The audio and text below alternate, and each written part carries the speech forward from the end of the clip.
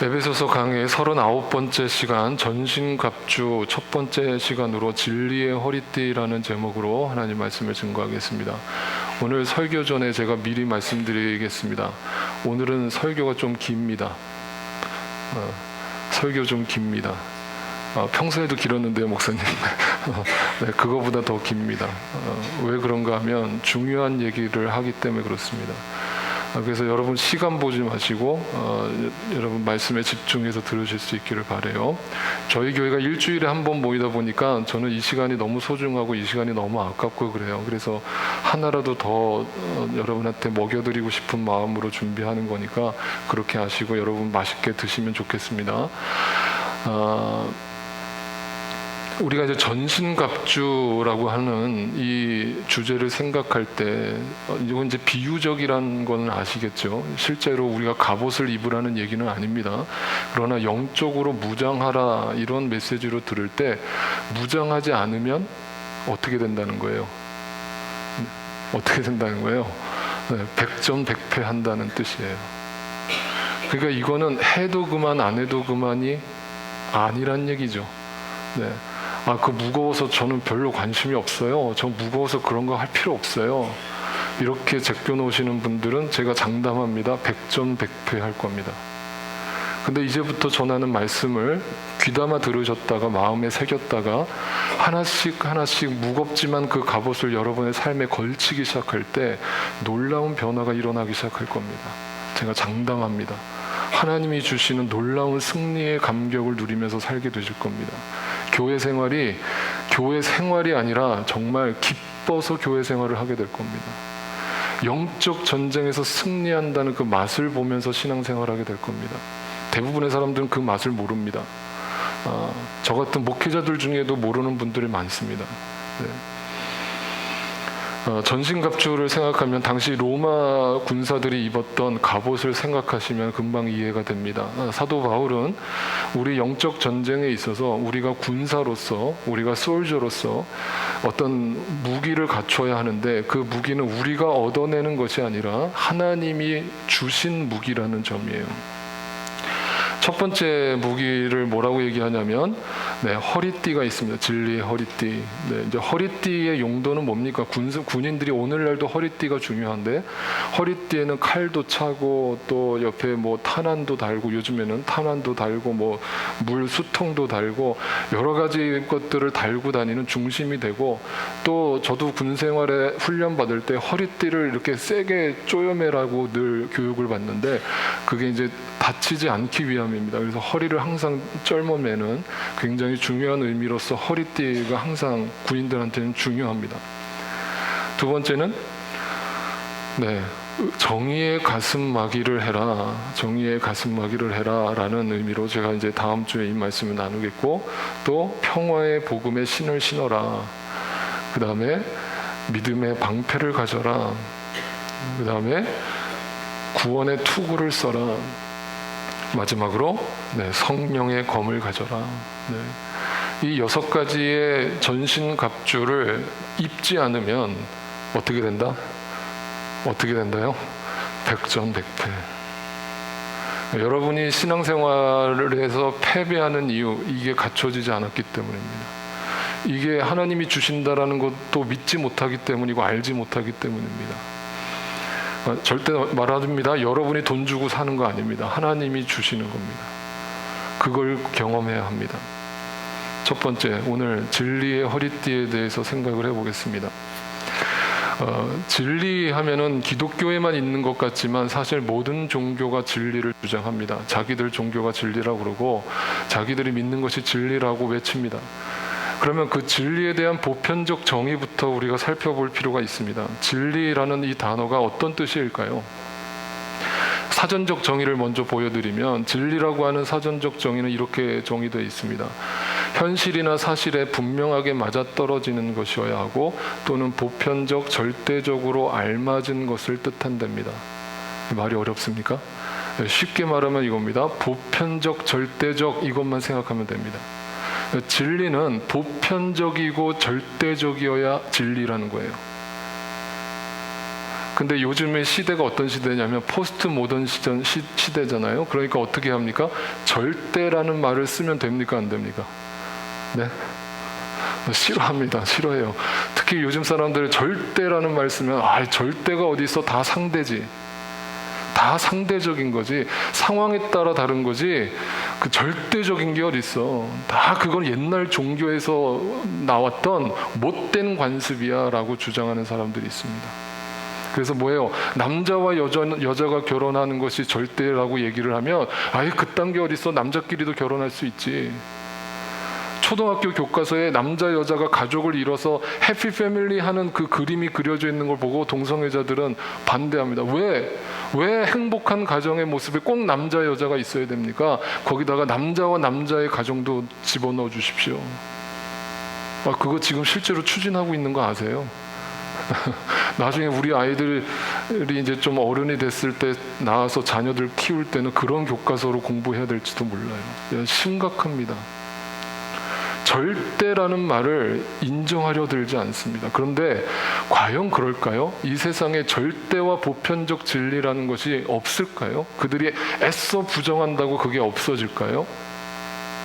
여러분, 진리라는 것을 우리가 대뜸 절대적이고 보편적인 것이 있다라고 알아들을 수 있는 존재가 됐다면 하나님이 애써 성경을 기록할 이유도 없고 예수님을 이 땅에 보내실 이유도 없습니다.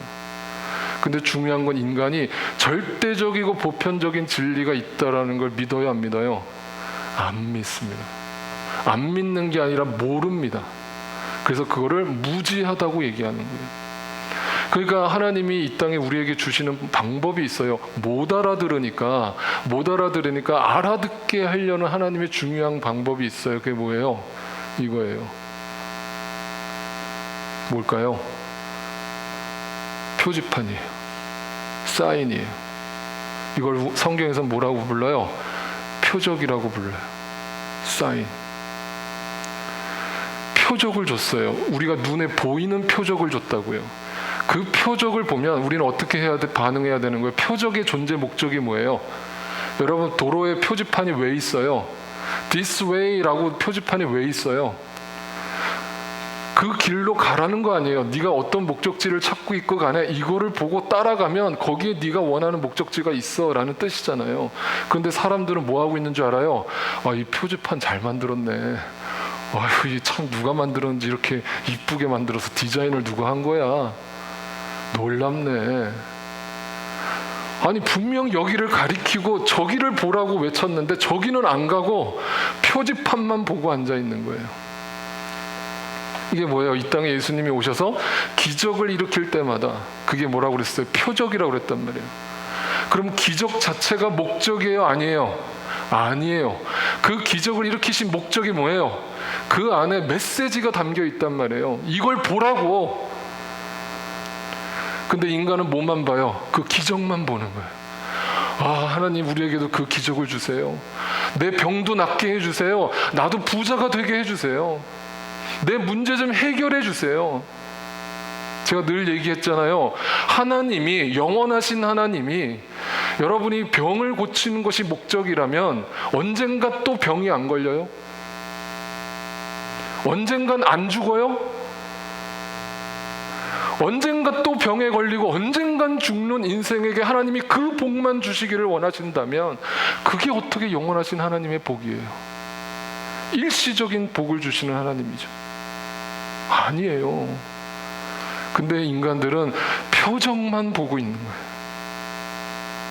그러면 하나님이 보편적이고 절대적인 사인을 주신 것들이 뭐가 있는지 이제부터 살펴볼 거예요. 여러분, 예수님을 한 번도 들어본 적이 없는 분도 오늘 말씀을 들어보세요. 생각해 보세요. 제가 막 저게 강압적으로 들이미는 거 아니에요. 생각해 보세요. 라지컬리 생각해 보세요. 하나님이 어떤 표적들을 우리에게 이미 주셨나? 첫 번째, 과학입니다. 어떤 믿는 분들은 과학을 얘기하면 믿음과 반대되는 거, 인본주의적인 거, 그러니까 이 과학을 우리는 멀리 해야 된다라고 얘기하는 사람들이 있는데 진짜 바보 같은 생각이에요. 여러분, 성경에 하나님은 인간에게 지혜를 주셨어요. 그죠? 지혜를 주셨죠. 이성을 주셨죠. 이성을 주셨다는 것은 뭔가 해석하라는 거예요. 보고서. 그리고 뭔가를 깨달으라는 거예요. 여러분, 이성이 없으면 우리가 성경 말씀을 어떻게 읽어요? 어떻게 해석을 해요? 이성을 주셨으니까 깨닫고 해석을 하는 거 아니에요? 그죠? 그래서 과학이라는 것이 나쁜 게 아니에요. 하나님이 인간에게 주신 그 과학으로 하나님이 주신 표적들을 깨닫는 게 중요한 거예요. 아시겠죠? 그러니까 그 과학이 뭘 얘기하고 있는가 이제부터 살펴봐요. 어떤 사인을 주고 있는가? 여러분, 지구를 보여드리죠. 지금 우리가 살고 있는 지구, 여러분, 이 지구가 이 우주 전체에서 유일한 생명체가 살고 있는 존재라는 거 여러분 믿으시죠? 믿으시죠? 이걸 안 믿으시면 이제부터 제가 믿게 해드릴게요. 잘 들어보세요. 왜 지구에만 생명체가 살고 있는가? 왜 외계인은 없는가? 네, 이거 좀 유치한 얘기인데 여러분 유튜브 너무 많이 보지 마세요. 외계인 그거 다 거짓말인 거 아시죠? 하나도 증명된 거 없습니다. 다 누가 봤다만 있지 실제로 증거된 거 왜 봤는데 그 외계인이 안 나타나냐고요. 수백 년 수천 년 동안 봤다는 사람들은 많은데 한 번도 나타난 적이 없어요. 한번 잘 생각해 보자고요. 지구에만 생명체가 살 수밖에 없는 이유 첫 번째 이겁니다. 뭡니까? 학교 시간에 학교에서 다 배우셨어요. 과학 시간에 뭡니까? 대기층입니다. 여러분, 지구에만 대기층이 있는 게 아니에요. 모든 행성엔 대기층이 있습니다. 그런데 과학자들은 다 아는 게 있어요. 그게 뭐냐면요, 대기층의 농도가 다 달라요. 농도가 다르다는 것은 산소를 보관하는 그 정도가 다르고 외부에서 침입해 들어오는 나쁜 가시광선을 걸러내는 정도가 다르다는 거예요. 그런데 지구에 있는 대기층은요, 적당하게 있어요. 100% 걸러내도 안 되고요, 20%, 30% 걸러내도 안 돼요. 태양에서 나쁜 거는 걷어내야 되지만 좋은 가시광선은 또 받아들여야 돼요. 그래야 이 땅에 광합성 작용이 일어나서 식물들이 살아요. 근데 하나님은 지구에게 적당한 대기층을 형성하게 해놓으셨어요. 두 번째, 지구는 태양계에서 몇 번째 행성이에요? 몇 번째입니까? 세보세요. 세 번째 행성이에요. 그게 왜 중요할까요? 태양계에서 생명체가 사는 행성은 어디 있어요? 어디 있어요? 지구밖에 없어요. 가장 가까운 곳이 어디예요? 지구랑 가까운 곳이 앞에는 금성이 있고 뒤에는 화성이 있어요. 그래서 지금 인간들이 나사에서 어디로 자꾸 탐구를 가요? 화성으로 가죠. 그럼 거기에 생명체가 살 가능성이 있다라고 생각해서 가는 거잖아요. 그래서 물의 흔적도 발견했대요. 물이 있으면 생명체가 있으니까.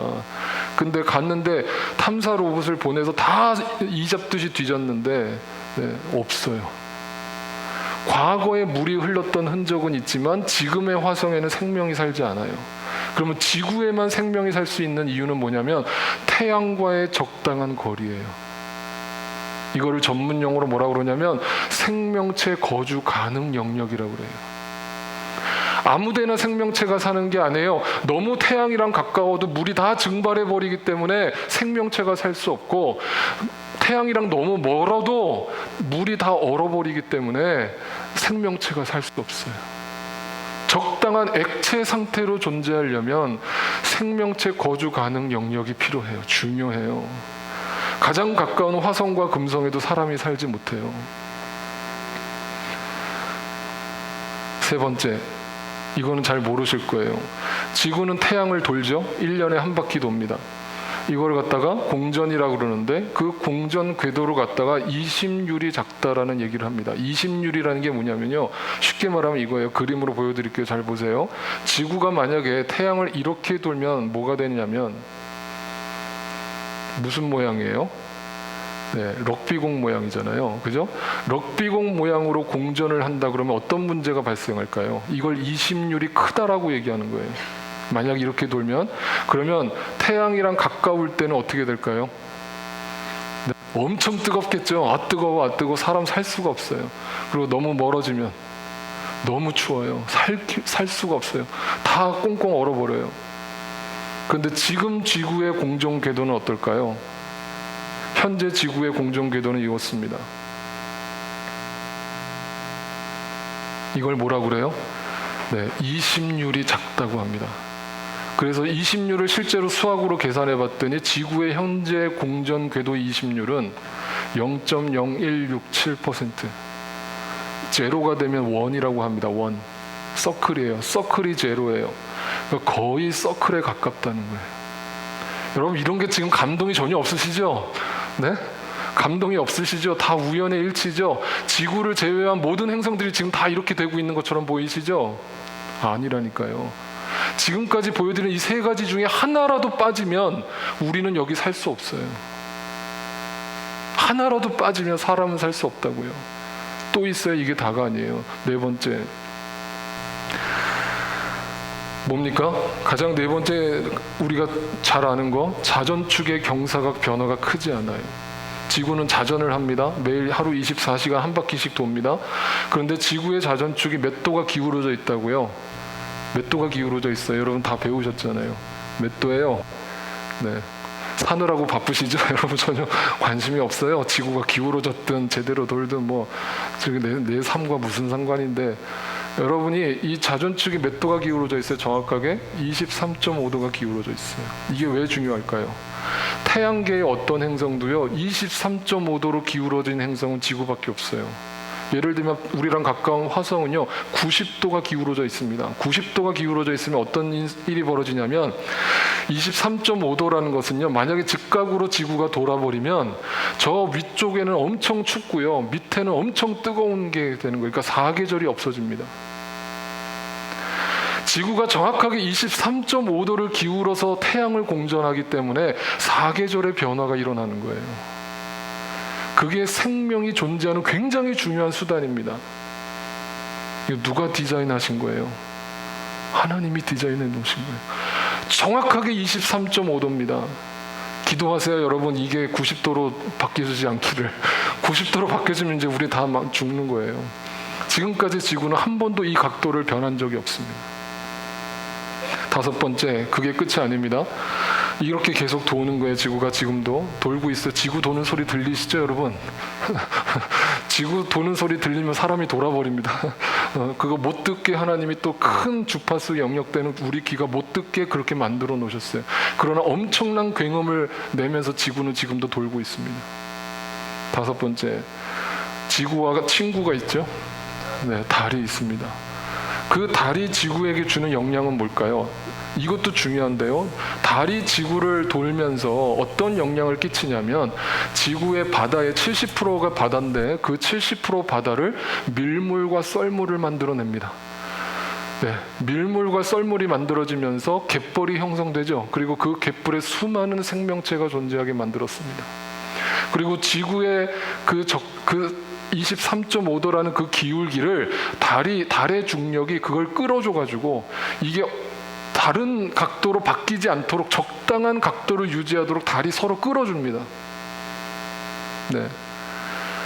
이게 지금 우리가 살고 있는 지구의 현상이에요. 우리가 너무나 쉽게 바라보고 있는 매 밤마다 보는 그 달이 우리의 생명을 보존하는 중요한 역할을 하고 있어요. 마지막 여섯 번째요. 여러분, 태양이 있습니다. 그죠? 적당한 크기의 태양의 수명이 생명을 가능케 한다는 걸 아십니까? 태양이 만약 지금 사이즈보다 너무 컸거나 너무 작은 태양이었으면 지구의 생명체는 존재할 수 없습니다. 적당한 크기의 태양이 존재했기 때문에 지구, 세 번째 행성인 지구에 생명체가 살 수 있게 된 겁니다. 그런데 이 태양도 수명이 있습니다, 여러분. 그 과학자들이 지금 최근에 밝혀냈어요. 태양이 없어지면 어떻게 될까요? 그러면 이제 태양계는 없어지는 거죠. 근데 태양의 수명이 약 100억 년인데 지금 몇 년이 지났냐면 50억 년이 지났대요. 딱 반을 왔대요. 그럼 앞으로 몇 년 남은 거예요? 50억 년. 그죠? 이 태양이 계속 팽창하면서 열을 내는데 50억 년의 수명이 남았어요. 여러분 돌아가시기 전까지는 네, 안전하겠죠. 네, 어쨌든 태양이 죽지 않는 한 태양계는 존재합니다. 지금 제가 6개의 가장 기본적이고 메인적인 것만 설명드렸어요. 그런데 과학자들이 바라보는 지구에만 생명체가 살 수 없는 이유를 몇 가지를 얘기하냐면 거의 50가지를 얘기합니다. 그 50여 가지 중에 단 하나라도 뭔가 부족한다면 지금 이 지구의 생명체는 존재할 수 없어요. 근데 이걸 갖다가 진화론자들은 뭐라고 얘기하냐면 우연이랍니다. 우연이랍니다. 그냥 액시던이랍니다. 우연히 지구가 운이 좋아서 3번째 행성이 됐고 대기층이 저절로 생겼고 달이 생겼고 적당하게 달과 밀당을 하면서 자전을 하면서 23.5도 기울어서 20률이 작게끔 정확하게 원을 돌고 제가 늘 얘기하잖아요. 우연이 반복되면 뭐다? 필연이다. 사인이라고요. 사인이라고요. 하나님이 계시다는 사인이라고요. 그래서 성경에 뭐라고 얘기했어요? 같이 한번 읽어봐요. 시작. 이 세상 창조 때부터 하나님의 보이지 않는 속성 곧 그분의 영원하신 능력과 신성은 사람이 그 지으신 만물을 보고서 깨닫게 되어 있습니다. 그러므로 사람들은 핑계를 댈 수 없습니다. 여러분, 과학이 발달하면 발달할수록 우리의 신앙에 도움이 될까요, 안 될까요? 저는 된다고 봅니다. 과학자들이 분명하게 이 우주의 기원을 밝혀서 인간의 머리로는 해결할 수 없는 영역이 있다는 걸 인정하는 날이 오기를 저는 바라요. 이미 사실 많은 과학자들이 인정했어요.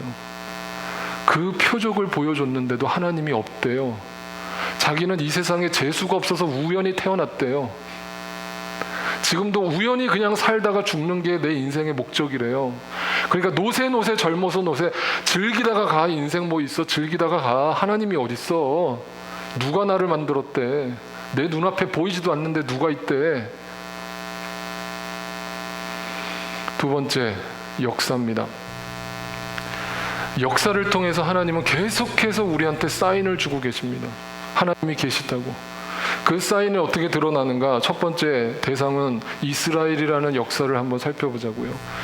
여러분, 이스라엘이라는 나라의 역사를 살펴볼 때 우리가 중요한 주제가 있죠. 그들은 선택받은 백성들이었다는 거죠. 그죠? 이스라엘이 선택받은 백성이라는 거에 여러분 무슨 문제 있으세요? 문제 없죠. 근데 어떤 분들은 왜 우리 민족을 선택하지 않으시고, 네? 그 유대인, 고집스럽고 욕심 많은 유대인들을 선택해가지고 하나님 이렇게 골치를 썩으십니까? 우리 민족을 택했으면 벌써 다 복음화가 됐을 텐데, 네? 빨리빨리 우리 민족 빨리빨리 그냥 다 복음화 시키고도 남았을 텐데. 근데 어떤 분들은 또 이렇게 주장하더라고요. 선택받은 이유, 여러분 이 chosen이라고 하는 단어 있잖아요. 이게 또 조선이래요. 또 제가 갖다 붙이는 데는 하여튼 우리나라 정말 일가견이 있어요. 네. 누가 그런 얘기 하거든 이렇게 잘 보살펴 주세요, 여러분. 네.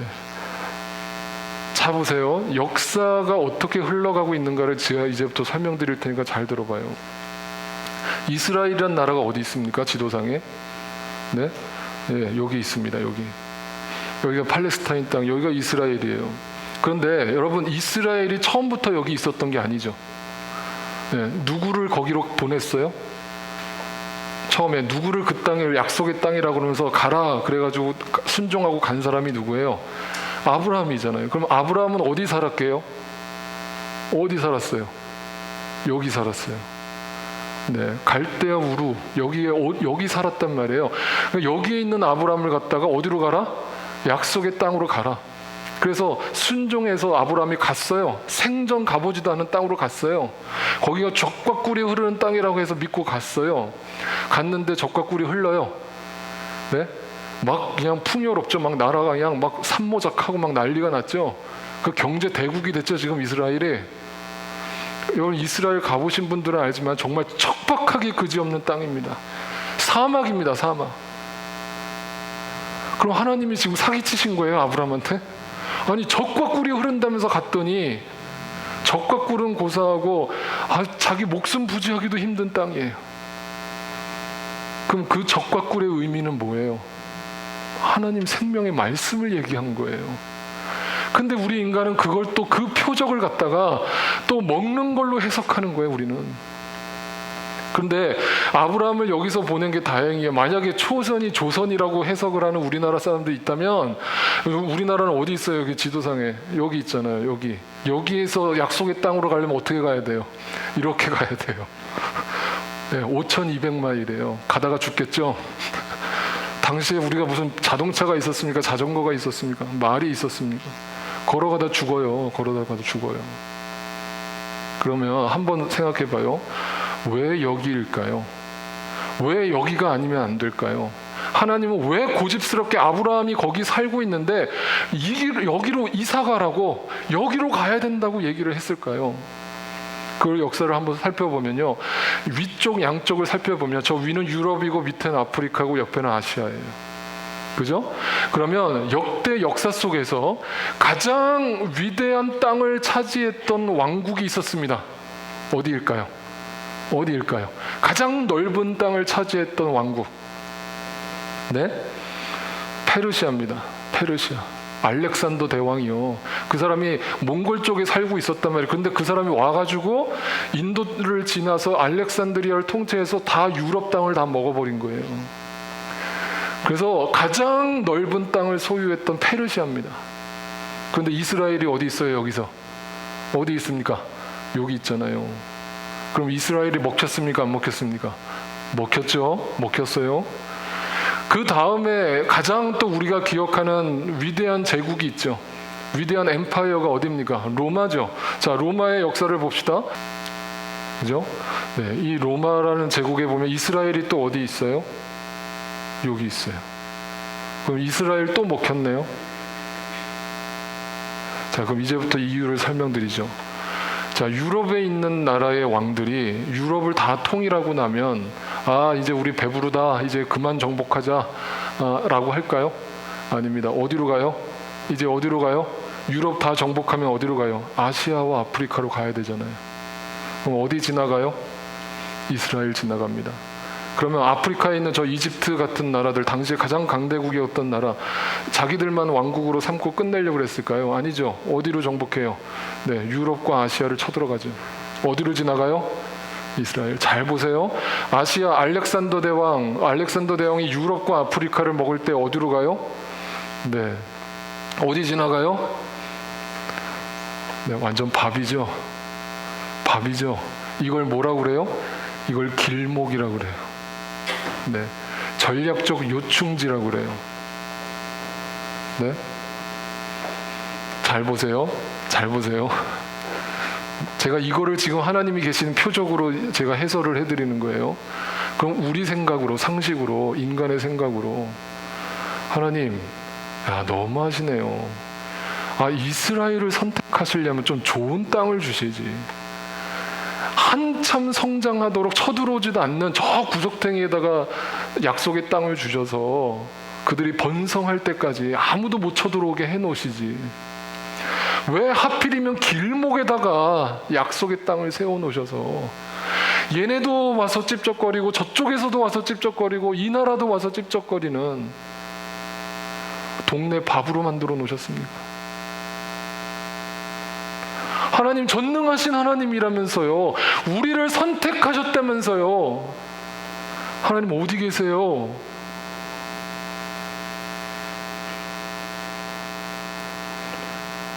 결론이 뭔지 아세요? 이겁니다. 하나님은 이 땅이 아니면 안 된대요. 꼭 이 땅이어야 된대요. 이집트로 자꾸 아브라함이 내려가려고 그러니까 거기 아니야. 올라와. 여기야, 여기. 이스라엘 백성들이 이집트에서 종살이 하면서 그냥 여기서 사는 게 좋은데요, 하나님. 여기 강대국인데요, 강대국. 아니야, 거기 아니야. 적과 꿀이 흐르는 땅이 있어. 올라와. 그러니까 하나님이 구약의 신명기, 민수기 이런 말씀을 보면 계속 지속적으로 말씀하시는 게 있어요. 군대 너무 크게 키우지 마라. 군대 너무 크게 키우지 마라. 전투 준비하지 말고 하나님 앞에 나와서 예배드려라. 안식일을 거룩하게 지켜라. 안식일에는 전쟁을 하다가도 멈춰라. 그러니까 그 동네 나라들이 이스라엘이 안식일 지키는 거 알아요, 몰라요? 알죠. 그럼 언제 쳐들어올까요? 바보가 아닌 이상. 안식일 날 쳐들어오는 거예요. 그래서 실제로 이스라엘은 안식일 날 엄청나게 두드려 맞았어요. 자기들은 가서 일하지 말라고 그래가지고 싸우지 말라고 그래서 하나님 앞에 예배만 드리고 있는데 적들은 이날이다 하고서 쳐들어오는 거예요.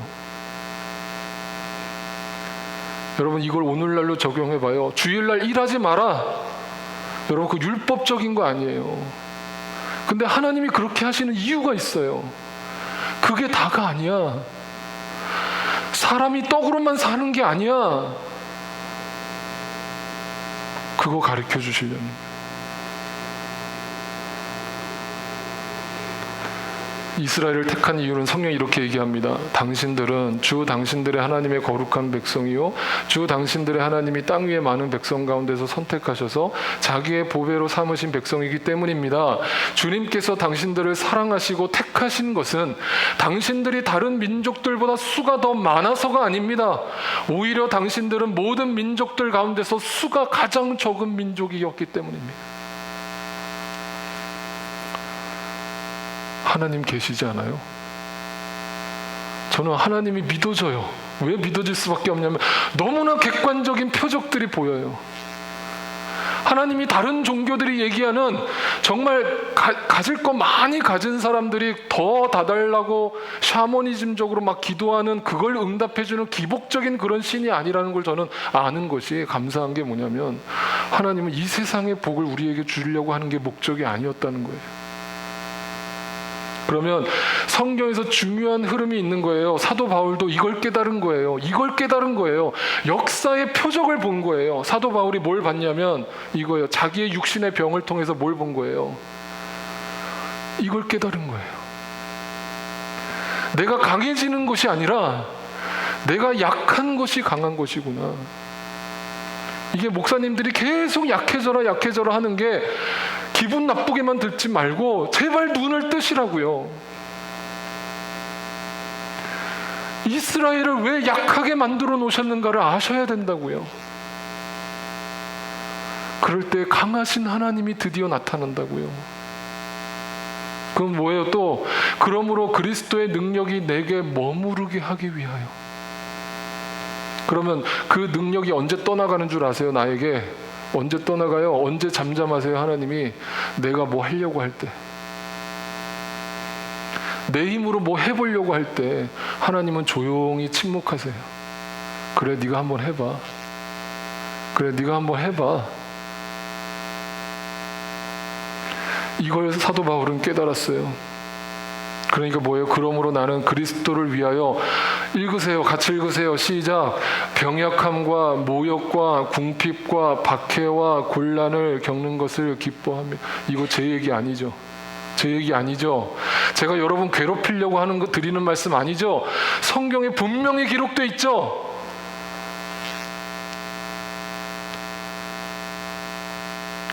무슨 신앙생활을 하고 있는 거예요 우리가?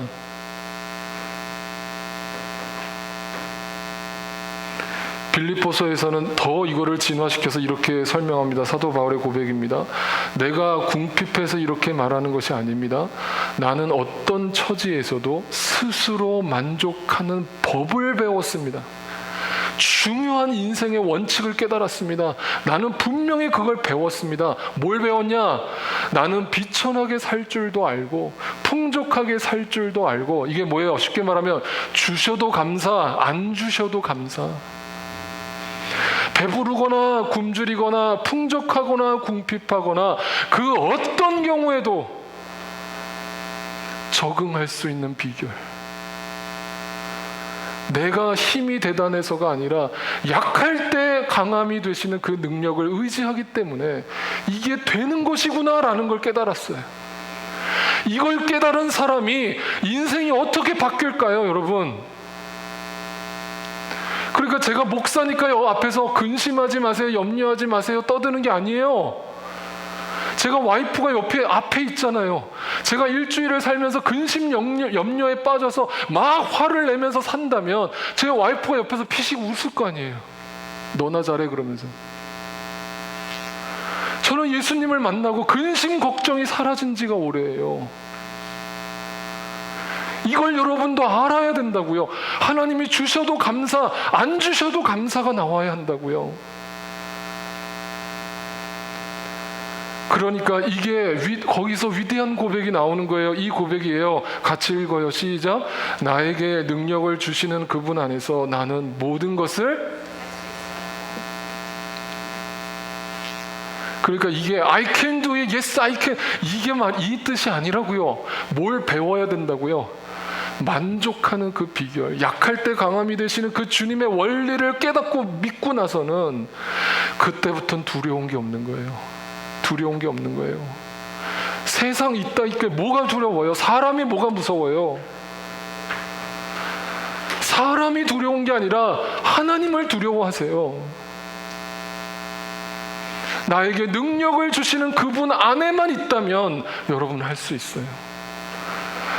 인격이 훌륭한 사람만 하는 게 아니라 우리 모든 크리스찬들이 이걸 할 수 있어야 돼요. 뭘 할 수 있다는 거예요?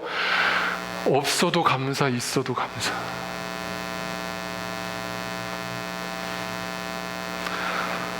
다시 한번 보세요. 이게 역사의 표적이에요. 이게 표적이에요. 여러분을 부르신 하나님의 사인이에요. 세 번째 표적, 좀 더 구체적으로 들어갑니다. 성경입니다. 하나님은 성경을 통해서 우리에게 분명한 표적들을 보여주셨습니다. 자, 성경이 얼마나 중요한가. 여러분이 그냥 정말 일주일 동안 먼지가 쌓이도록 거들떠도 보지 않는 그 성경이 얼마나 놀라운 말씀을 담고 있는가. 이걸 알면 성경을 묵상하지 않을래야 묵상하지 않을 수가 없어요. 어떻게 성경을 안 읽고 하루를 살아요? 무슨 힘으로 살아요? 말씀을 보세요. 바울은 자기 관례대로 회당으로 그들을 찾아가서 새 안식일에 걸쳐 뭘 가르쳐요? 성경을 가르치고 그들과 토론하였다. 그는 그리스도께서 반드시 고난을 당하시고 죽은 사람들 가운데서 살아나셔야 한다는 것을 해석하여서 증명하면서 이 안에 진리가 있단다. 이 안에 모든 것이 담겨 있단다. 이 성경을 내가 너한테 가르쳐주는 그 이유가 그거야. 네 지식을 늘리는 게 목적이 아니야. 이 안에 생명의 말씀이 담겨 있단다. 이걸 네가 깨달아야 돼. 이걸 네가 해석할 수 있어야 돼. 그때부터 네가 살게 되는 거야. 그때부터 새로운 인생이 시작되는 거야. 사도 바울은 다른 세상의 지혜를 가르치지 않았습니다. 오로지 주구장창 성경 말씀만 붙들고 가르친 겁니다. 무슨 이벤트를 했습니까? 사도 바울이 초대교회 안에서 그냥 붙잡아 놓고 성경 말씀만 밤낮으로 가르치는 거예요. 그 안에 뭐가 담겨 있어요? 내가 여러분에게 전하고 있는 예수가 바로 그 그리스도라는 것을 여러분이 이 말씀을 통해 알아야 합니다. 그걸 알면 달라질 수밖에 없습니다. 또 사도행전 17장 11절에 베레아의 유대 사람들은 데살로니가의 유대 사람들보다 더 고상한 사람들이어서 아주 기꺼이 말씀을 받아들이고 뭐예요? 그때부터 그것이 사실인지 알아보려고 날마다 성경을 상고하였다. 초대교회 안의 역사가 뭔지 아시겠죠? 그냥 모이면 같이 말씀 읽는 거예요. 같이 모이면 말씀 공부하고 더 말씀을 알게 해달라고 막 사도들의 옷자락을 붙들고 저 성경 좀 가르쳐주세요. 성경 좀 가르쳐주세요. 제가 요즘에 우리 정수 형제네 가정 이제 한국 가시기 전에 성경 공부하고 있는데 얼마나 감사한지 몰라요. 정수 형제가 제가 막 2시간 넘게, 보통 1시간 조금 넘게 성경 공부하는데 2시간이 넘어도 계속 자꾸 질문을 해요. 제가 목이 아파 죽겠어요. 목이 막 쉬어가지고. 근데 끝에 또 뭐라 그러는지 목사님 더 없습니까? 성경은 더 안 가르쳐 주십니까? 저는 밤새서라도 할 수 있어요. 그런 열심만 있어서 저한테 오세요. 저는 밤새서라도 가르쳐 드릴게요. 밥 안 먹고라도 할 수 있어요. 저는 그게 너무 기쁜 거예요.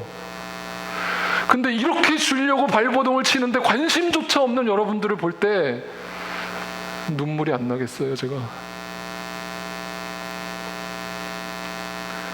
예수님이 엠마오의 두 제자, 부활하신 그 주님을 보지도 못하고 그 고향 땅으로 돌아가고 있는 제자들을 보고 뭐라고 하셨어요? 이 어리석은 사람들아, 예언자들이 말한 모든 것을 믿는 마음이 그렇게도 무디니 말이다. 아직도 성경을 보지 못하고 있구나. 아직도 말씀을 보지 못하고 있구나. 그리고 예수께서 모세와 모든 예언자에서부터 시작하여 성경 전체에서 자기에 관하여 써놓은 일을 그들에게 설명하여 주셨다. 심지어 예수님조차도 이 땅에서 부활하시자마자 제자들한테 하신 것은 말씀 가르쳐 주는 거예요. 윤리 도덕적으로 말씀을 보지 마세요. 율법주의로 말씀을 보지 마세요. 영적인 눈을 떠서 말씀을 보세요. 그 안에 모든 것이 담겨 있습니다.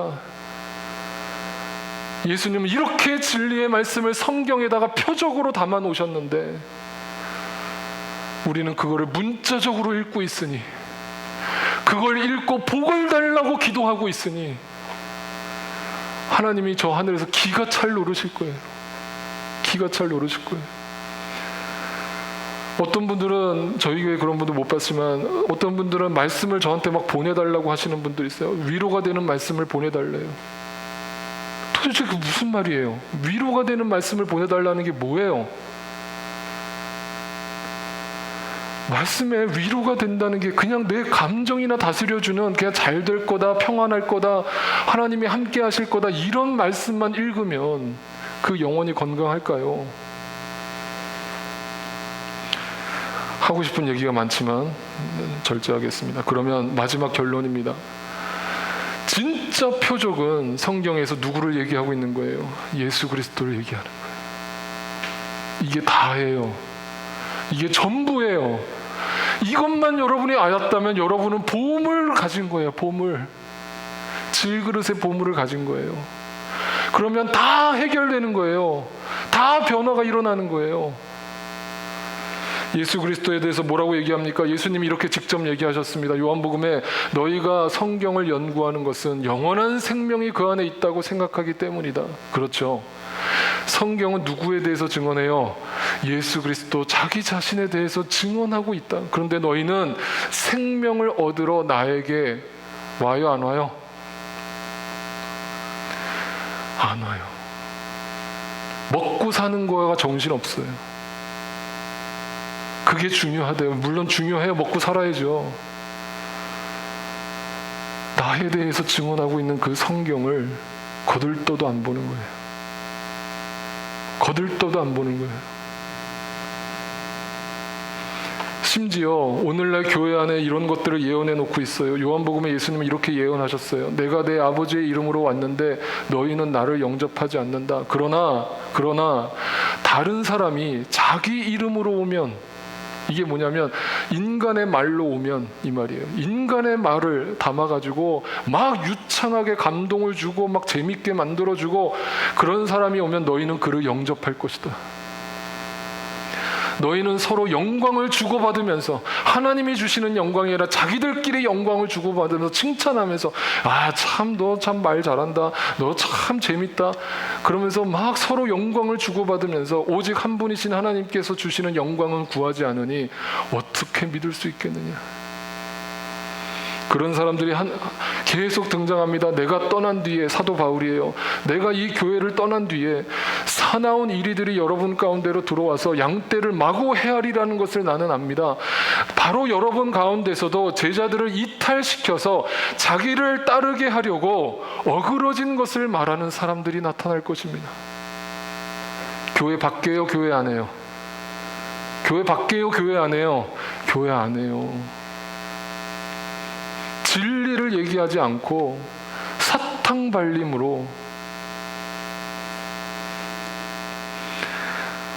사도 바울이 떠나는 것이 마음이 불편했던 거예요. 내가 이렇게 모든 걸 다 투자해서 제대로 가르쳤는데 한순간에 엉뚱한 것을 받아들이고 있는 사람들을 보니까,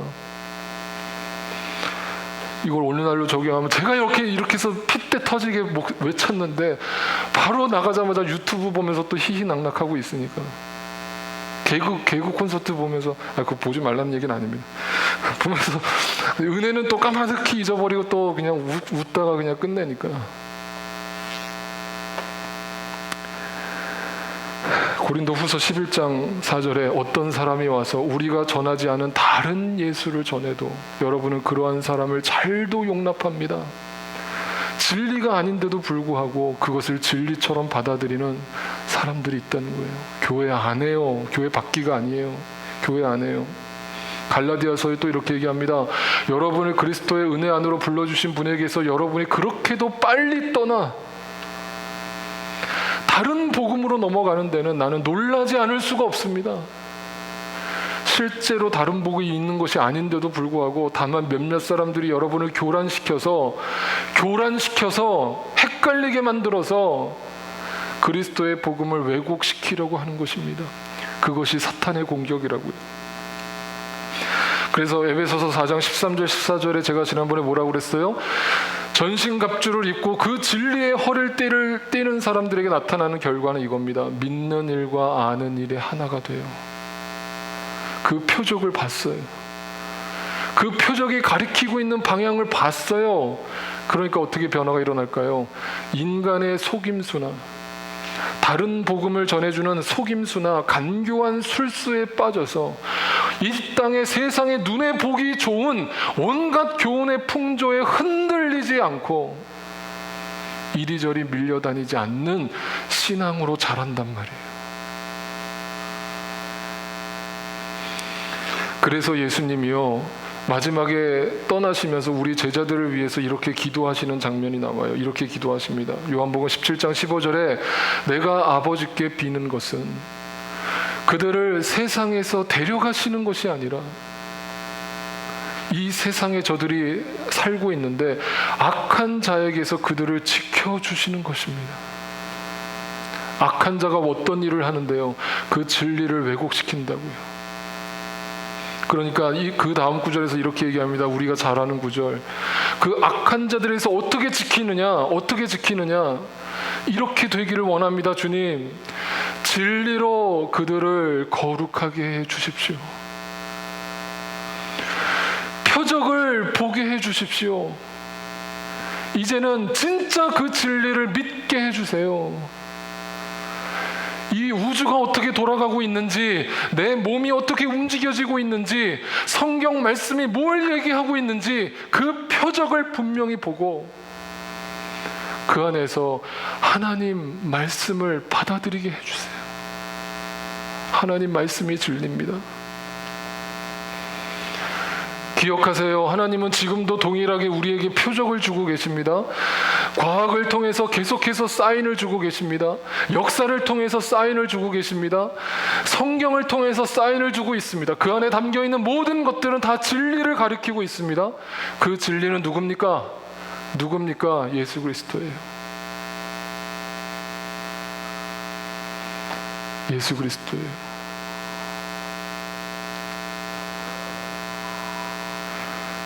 제가 유언을 바꾸려고 그래요. 예전에 제가 산상수훈 설교하면서 제가 장례식 치를 때 제 산상수훈 설교 틀어달라고 그랬는데 이 설교 틀어주세요. 저는 이 설교로 만족해요.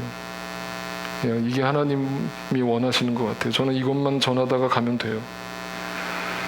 지난주 화요일 날 이메일을 한 통 받았어요. 그냥 읽어드릴게요. 목사님, 언제나 뒤에서 은혜 받으며 중보하며 응원하는 성도로서 목사님께 얼마나 감사한지 모르겠습니다. 작년 봄에 우연히 목사님 설교를 듣게 되었습니다. 그때는 제 인생에서 가장 혹독한 겨울이 찾아오던 시기였습니다. 제 가정은 무너지고 있었고 제 자녀들은 저의 통제권 밖으로 벗어나고 있었습니다. 어찌할 바를 몰라서 주저앉아서 체념의 눈물만 흘리고 있던 제게 하나님은 캄캄한 어둠 속에서 촛불 하나를 비춰주셨습니다. 교회를 다니면서도 구원의 감격을 잃어버리고 영적으로 잠자던 저에게 하나님은 목사님을 통해서 생명의 양식을 먹여주셨습니다. 저는 지금 매일매일이 천국 같습니다. 목사님 설교 말씀처럼 제 안에 천국이 있습니다. 이 감격이 얼마만인지 모르겠습니다. 매일매일 감사밖에는 나오지 않습니다. 날마다 반복해서 듣던 설교 말씀을 통해 저의 삶의 변화가 일어나기 시작했고, 매일매일 말씀이 내 안에 들어오면서 제 삶에도 제 가정에도 햇살이 비춰오기 시작했습니다. 남편을 그렇게 미워하고 정죄하던 제 삶에서 용서와 화해의 삶으로 변하기 시작했고, 그로 인해 남편이 감동을 받았는지 조금씩 달라지는 남편의 모습을 봅니다. 그러나 아직도 갈 길이 멉니다. 1년이 조금 지난 지금 저희 가정은 하나님을 함께 섬기는 부부로 가정으로 세워져 가고 있습니다. 아직도 문제들은 산더미 같습니다. 넘어야 할 언덕이 너무나 가파릅니다. 그러나 이제 두렵지 않습니다. 저는 이제 진리 안에 숨쉬고 있습니다. 처음에는 제가 진리를 알고 먹고 싶어 했지만 이제는 그 진리가 저를 잡아삼키고 있습니다. 매일매일 하나님께 감사하고 목사님께 감사합니다. 짧게나마 한국에서 목사님의 말씀 사역을 통해 은혜를 누리고 있는 성도가 있음을 알려드리고자 짧은 글을 써봅니다. 지난 주일 설교 중에 목사님께서 저도 칭찬해 주세요 하시는 말씀에 웃음이 나면서도 마음이 슬퍼지더군요. 그래서 목사님의 사역을 중보하고 응원하는 성도들이 있음을 알려드리고자 글을 띄워 보냅니다. 목사님 지치지 마시고 계속 진리의 말씀을 선포해 주십시오. 제 주변에 함께 말씀을 나누는 지체들이 있습니다. 한 먼 거리에 있지만 목사님의 사역과 함께하는 교회를 위해서 매일마다 중보합니다. 제가 이렇게 댓글을 달아 보내드렸습니다. 감사합니다. 지구 반대편에서 날아온 편지가 저에게 큰 위로와 힘이 되었습니다. 하나님이 하시는 일이 놀랍고 놀랍습니다. 아무것도 아닌 저를 통해서 생명의 말씀이 성도님에게 전달되게 하신 분은 오직 하나님 한 분뿐이십니다. 처음에는 제가 진리를 알고 먹고 싶어 했지만 이제는 그 진리가 저를 집어삼킨다는 표현이 너무나 인상적입니다. 맞습니다. 진리에는 힘이 있습니다. 능력이 있습니다. 우리를 원치 아니하는 좁은 길로 이끌어 가시는 그 힘이 너무나 강력합니다. 그 맛을 알고 그 비밀을 알고 믿음의 싸움을 이어가시는 성도님은 이미 복을 받은 분이십니다. 마음 다해 축복합니다. 그 믿음을 지키십시오. 진리가 희미해져가는 시대입니다. 그러나 그럴수록 참 진리는 더욱 살아서 역사할 것입니다. 승리하십시오. 우리 주님 다시 오실 것입니다. 날마다 성도님의 영혼과 가정과 삶에 하나님이 주시는 은혜와 평강이 늘 함께 하시길 기도드립니다.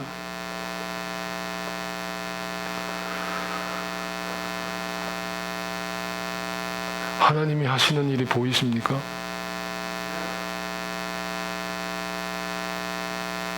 하나님 살아계십니다. 기도하겠습니다.